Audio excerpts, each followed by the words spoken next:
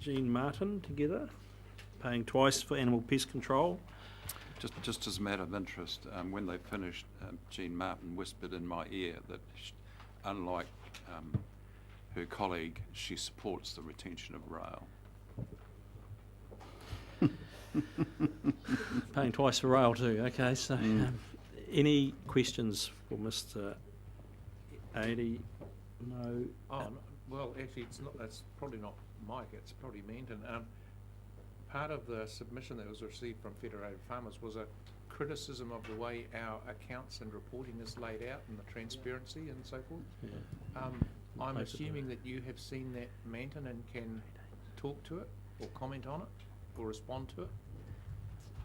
I believe I haven't, but I believe Paul would have been the one that submitted back on that. No. I was busy working this morning. Some clarity, or Mr. Adey's running on the pest management fees, which was a large part of Mrs. Martin's. Yeah, similar to last year, similar explanation. It's interesting that if you look at Central Hawke's Bay, large part of Central Hawke's Bay farmers, effectively, if you use Jean Martin's argument, they're paying 3 times. One for Osprey to work on Jean Martin's property, one for their own pest control, and one to cover pest control rates. The fact that she's only paying twice is probably a good thing. I'm sorry, a bit cynical, but I just find her ongoing lack of understanding rather befuddling. Yeah, well, I will deliver the letter by hand to her house again and face the Dobermans and the shotgun out the window. So on behalf of all of you, there you go.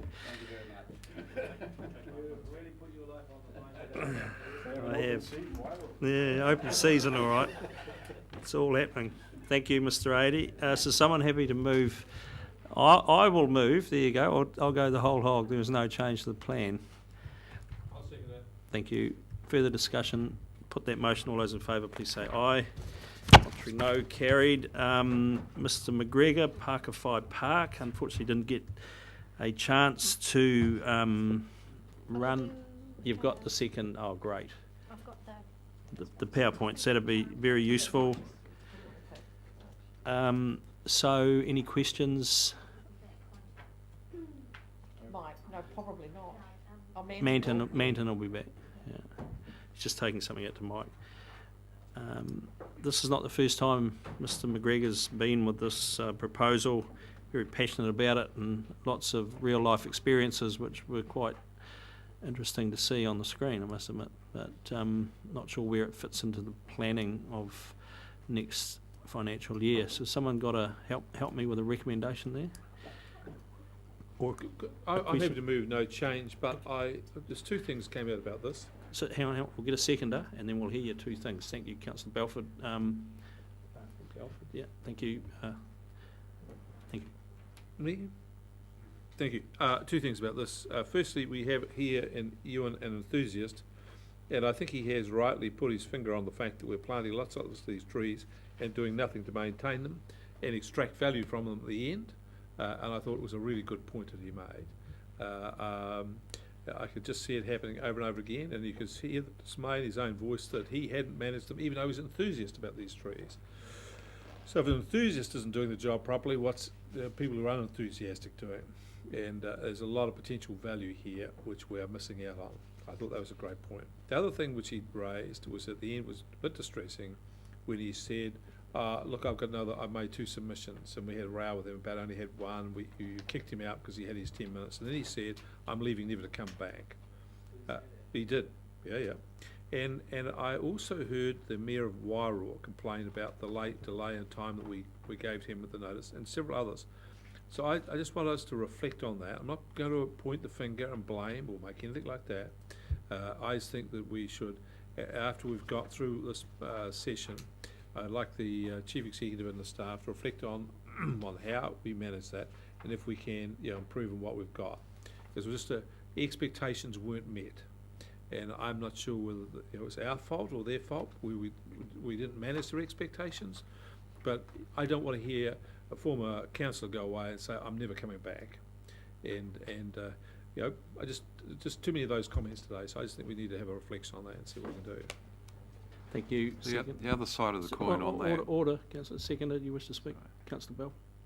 Just to say that on this very first point that's in the staff response here about the cherry trees, as someone who has enjoyed the Japanese cherry trees for 40 years of my adult life around the tidal basin in Washington, I strongly support his notion that they'd be a great addition to Pakowhai Park. Sorry. Councillor Hewitt. Oh, well, I'm actually agreeing with Councillor Belford. I think perhaps we could just suggest to the staff maybe they do some trials, because, you know, I really enjoyed Ewan's presentation and I was looking forward to the next one. I think that'd be absolutely stunning. He's hit on a tourism nail there, an opportunity, and, you know, there's an area there to plant. Get on with it. Also, I'd like to pick up on Councillor Barker's comments about the, you know, some difficulties with people short notice. There was also a bit of a theme coming through around our annual plan meeting times, which, you know, consultation times being during working hours. So I'd suggest we have a look at that for next year as well. We'll go looking forward. Thank you. Councillor Pipe. I would have liked to have actually heard his presentation on the cherry trees and the alternative planting at Pakowhai Park. I was just down there the other day with the dogs and the kids and so forth, and it really is a fantastic facility there, and it does have a more potential, I think, than it should. So I think, you know, it is our park, and I like. I mean, he never got to talk about the bluebells and things like that. I'm not too sure that those are the things that grow there on those particular soils, but I think there's a bit of experimentation that most probably could be. Yeah, well, there needs to be a bit more experimentation in that type of planting, so we'll see how it goes.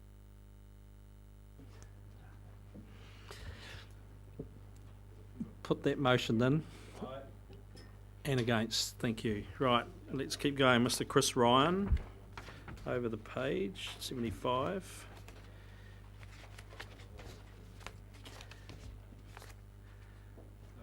You're happy to move no change? Thank you, Councillor Dick. We have a seconder for that. Yeah, thank you, Councillor Barker.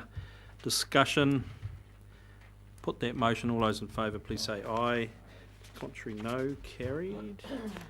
What else have we got there? We've got to go back to setting the rate, do we?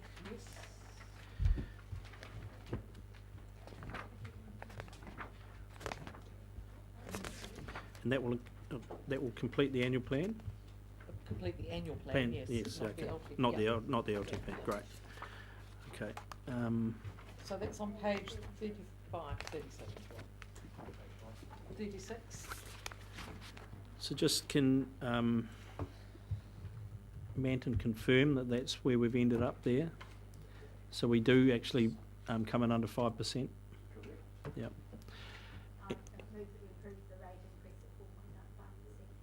We have someone happy to second that. Thank you, Councillor Dick. You wish to speak, Councillor Scott?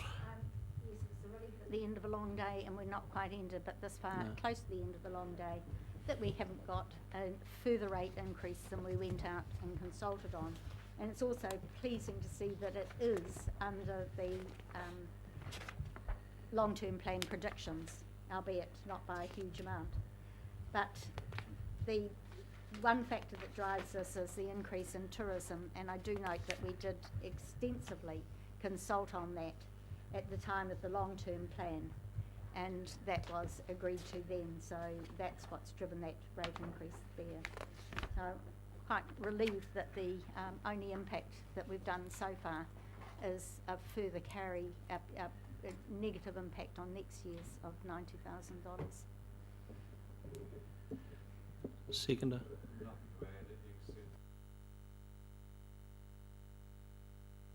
Well done. A lot of hard work. Councillor Pipe. Yeah, I'm pleased that we've been able to hold the rate increase to what we actually went out with the annual plan and in the long-term plan. It is a shame that, you know, we do get these requests that we've seen up there and we haven't been able to respond to. But I think that some of the direction I think that's been given by this council as to us looking ahead and trying to work with the territorials about a regional fund, I think that's something that we need to pursue in the future. Councillor Belford. I just want to thank the staff for the instant tote board. Very good. Yeah. Other comments? Wish to sum up? Put the motion. All those in favour, please say aye. Contrary, no. Carried. This is the point where we would normally depart, but there is one more to go, which is the LTP amendment on page 17. Now, look, with your indulgence, I'm going to try something different here. First thing I want to do is confirm that this is in no way part of the RWSS scheme, and I'll make that declaration here and now. This is about environmental flows, just so we're clear on that. I'm going to suggest, with your indulgence, that we go round the table and get a view on this, and I think I have a way through this depending on where everyone ends up. So if I could start with Councillor Dick, please, with your microphone on.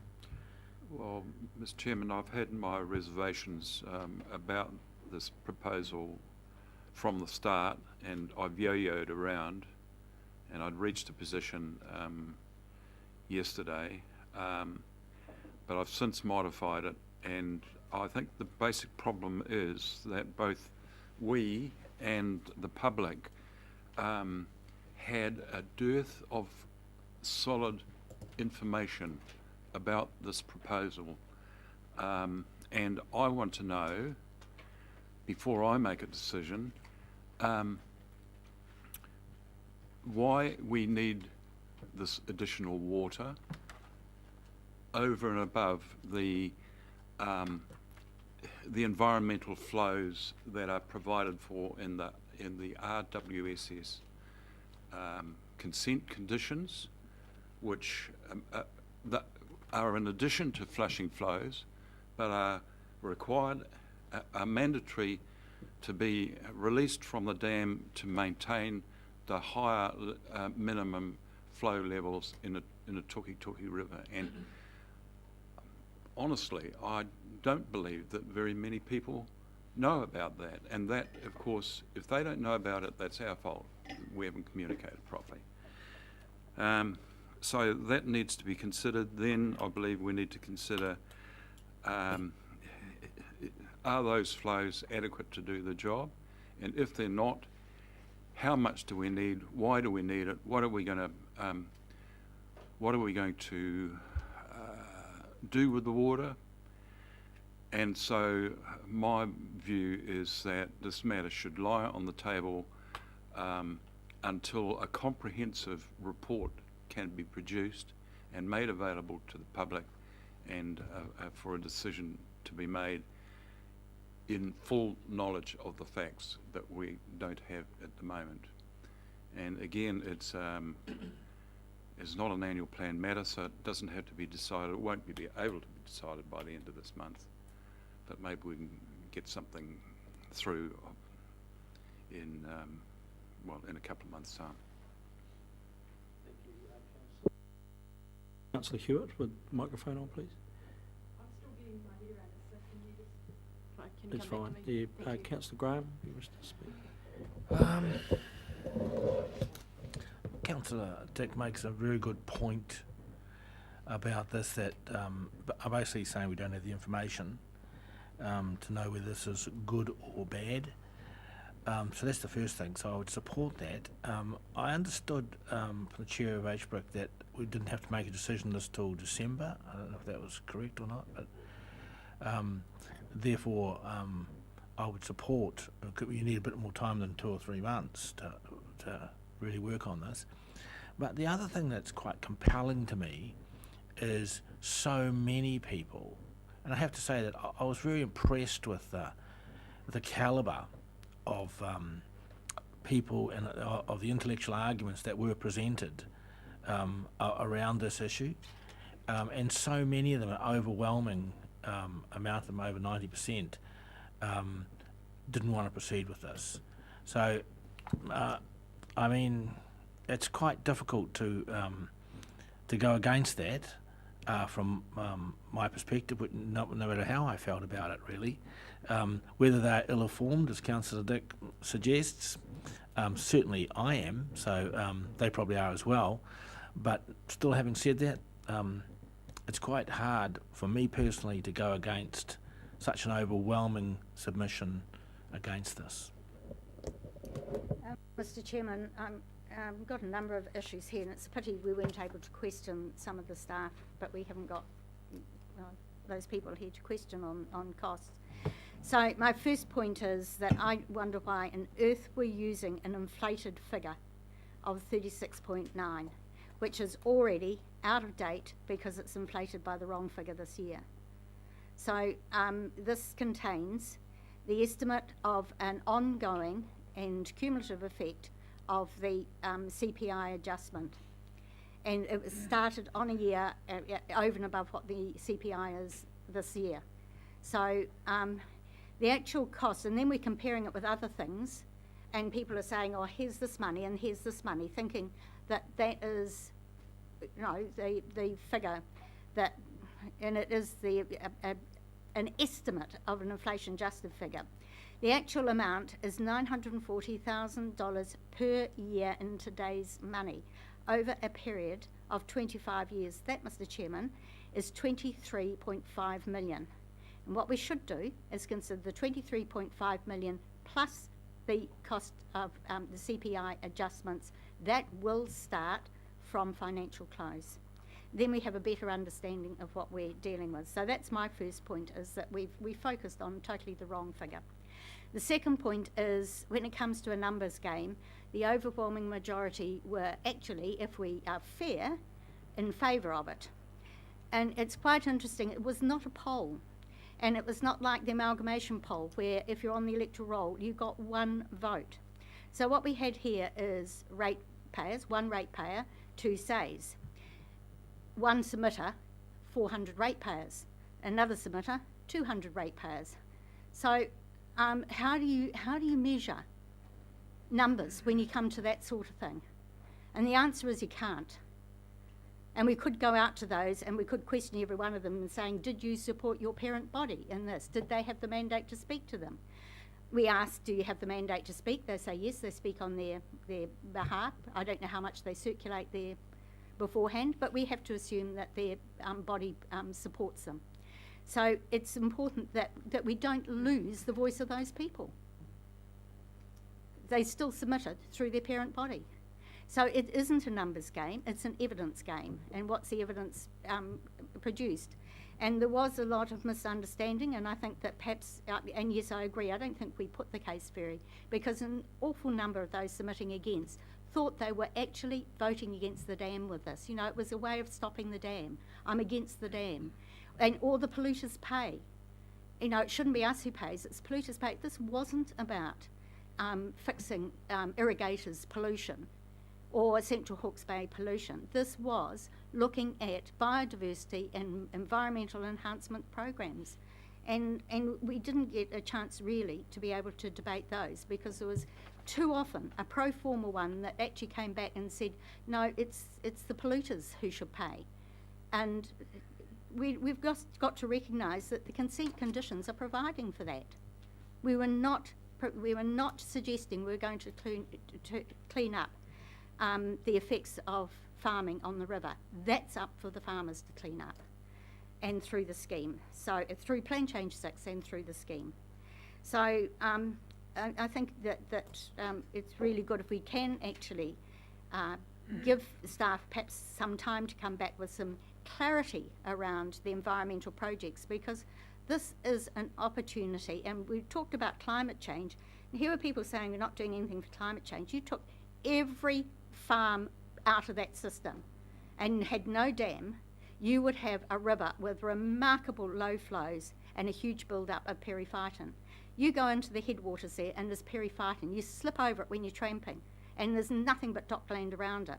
And unless God has got a dairy farm up in Pars Peak, which I don't know that he does, you know, it's not any farming practice or any irrigation practice that is contributing to that. So it's really looking at the effects on that river under climate change. Is going to be a lot of stress, and here's an opportunity for us to be able to use some water to bring some good.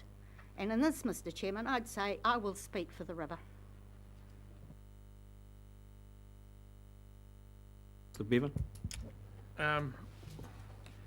Yeah, so I guess the first thing is there was an overwhelming number of submissions that were opposed to us making this expenditure, and you can argue about whether it's 22 million or 36 million or whatever. It doesn't alter the fact that that's what happens. And, you know, there were only 8 people who supported option A, and 2 of them were the Mayor and Chief Executive of Central Hawke's Bay Council, and one of them was HBRC and another was the Port, so that's half of them. And you can play a numbers game with those, and you can say, yes, well, there was Fed Farmers and they've got X number of members, but then you can say there was Ngāti Kahungunu and they've got X number of members times 10. So you can play with the numbers, but what we are dealing with here is the number of submissions we received. And if we don't hear the people who submitted to us and look at the numbers, then we make a complete and total mockery of the submission process that we go through. So I don't think we have any choice but to rescind the motion in principle that we passed a few weeks ago. That's the first thing. We just got to take it on the chin. We've got this wrong. We got the consultation wrong, and we didn't put enough decent information in front of the people of Hawke's Bay. So how are we going to address this? Because if this dam is going to go ahead, I'm reluctant to pass up the opportunity to use at least some of the water to improve the environment. So how are we going to go about getting way better information that we can go back to the people of Hawke's Bay with and have a conversation with better information? And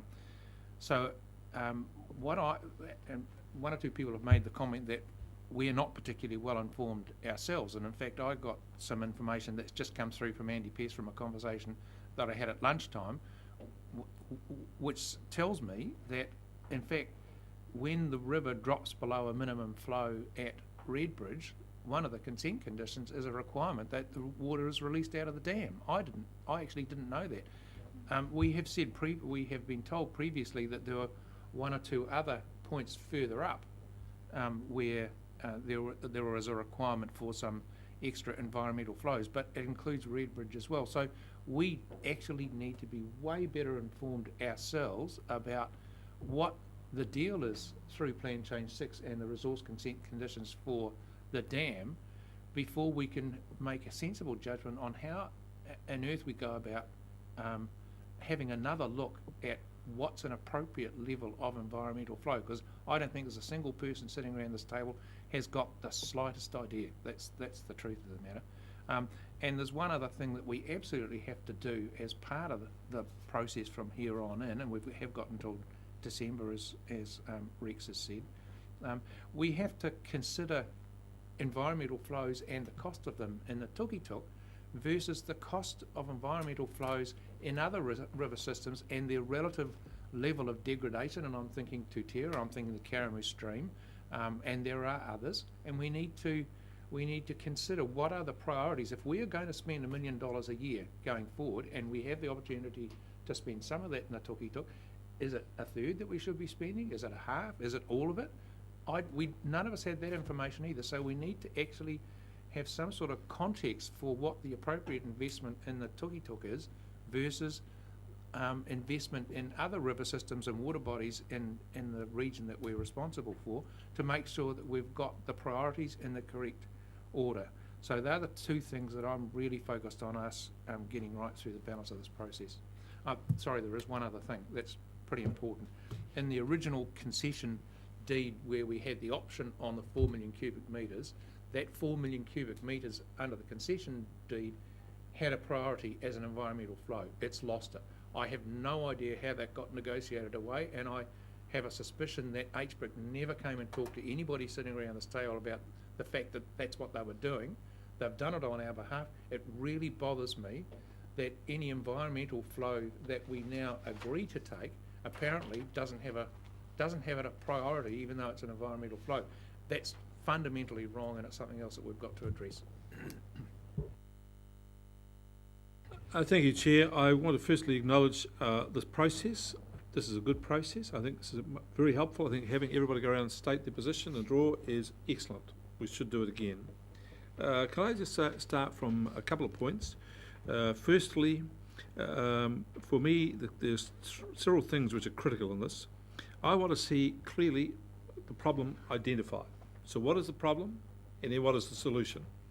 In this process, I've had no problem identification, and I've had no clear answer on what the solution is. When it was asked, what would be when we had the discussion initially, it was asked of Ian Maxwell, the chief scientist on this, what would be the effect of this? And his basic answer was, well, if we had more water going down the river, that would be good. And this is the old West Coast philosophy of, if some is good, more is better. But it ain't science, let's be clear about that. So I want to know problem identification, what is the problem? And then I want to know if it's the best solution. And I would say that if the tuki is in trouble, and we need more water in it, then the minimum flows need to go up again. Let's not forget that the minimum flow has gone up with the Board of Inquiry substantially, and that means that at a much earlier point, the irrigators, if the river's in trouble, will be turned off. If it's not enough, well, we'll go and put the minimum flow up even further. There's other ways in which we can do that. So that's the first thing. I want to be clear about problem identification. Is it the best solution? And there's a range of solutions. Then the next thing I want to be clear about is whether it is, as has been minimised to now, 23 million or 36 million, still a lot of money. A lot of money. I don't care how anybody says that. And if I'm going to see this council spend 36 million, I'll rely on the official figures, 36 million, I want to know that that's the best bang for the buck that we can get. Whether we have it as the loss of the 36 million is by having reduced income or how we massage it, still $36 million. I want to see whether we could get a better deal for the Ngāroro with the 36 million or the Karamu. Remember, there's others there, there's other rivers we could do for. And I would want to have some horizontal look at opportunity cost. Where can we do better with this? And not only just in environmental issues, but other issues. What can we do with $36 million? That's missing from it. So that's the third thing that I think is wrong with this. The fourth thing that irritated me about this right from the get-go was that we were told that you had to make a decision here and now or the opportunity was gone.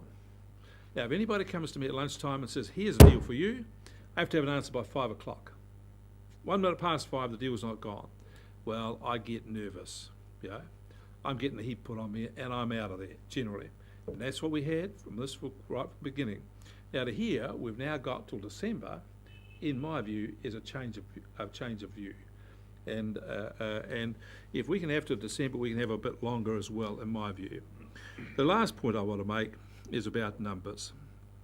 Yes, 92.3, 94% of the people who submitted on this were against it. And I just think it is a fatuous argument to say that because we have an enterprise organisation which has 400 members, that represents 400 submissions for it. And I say it's fatuous because I remember when we had a discussion about the dam at the beginning, there was a petition went around. And the petition was signed by just on 1,000 people. And this council counted 1,000 individual signatures as one submission. One submission. And that was what this council accepted all as. I was aggrieved about that. And here we have now an argument being pitched at us that a submission on behalf with one person representing the argument is going to represent taken as 400 or whatever it is. I just don't agree with that. The overwhelming public view is that this is a problem, and I will be voting strenuously against it. I'll argue against it and continue until I have clear problem identification, a clear and appropriate solution. It's been adequately sized up on either side, and we have all of the information known to it. Until that point, we're not in a position to make an informed decision. And this council has to make informed decisions when it comes to $36 million worth of cash.